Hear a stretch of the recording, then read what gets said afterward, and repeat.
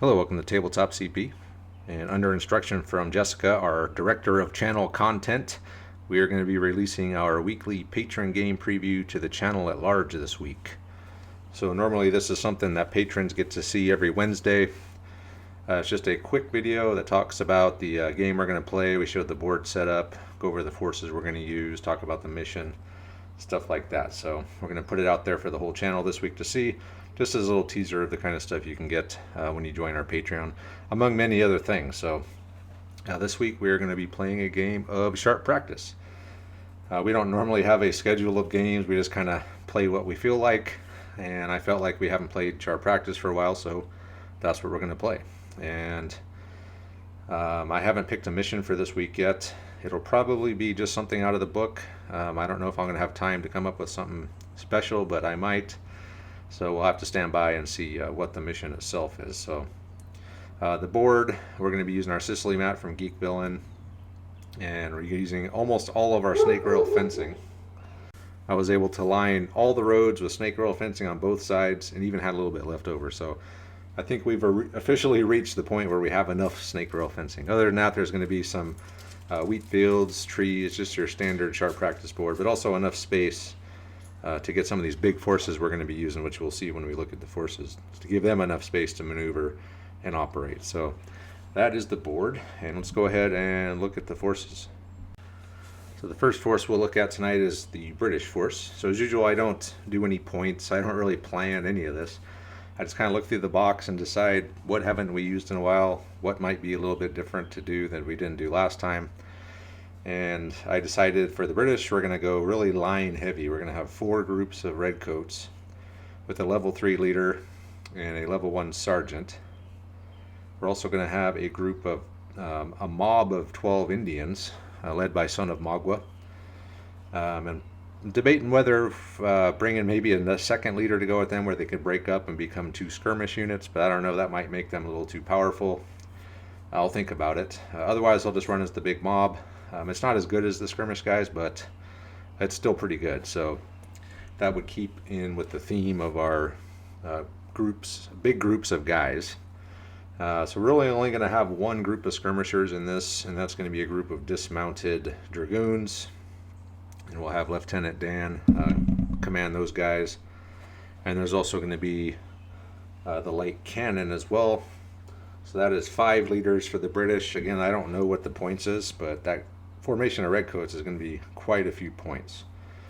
Other than that, as usual, with something that we normally do in games of Sharp Practice, is we'll have 1 group of cavalry that can be brought in by the player when 4 flags come out. Totally optional. It hasn't happened in the past few games, but it's fun to have those guys available and possibly come in and make an impact on the game, or come in and do nothing. So it's just a fun little what if might happen if these guys show up. So that is the British force. Now let's take a look at the Continentals. So the Continental force is going to be quite a bit different than the British force this week. I've decided to go very militia heavy on these guys. So we're going to bring all 3 groups of 10 militia.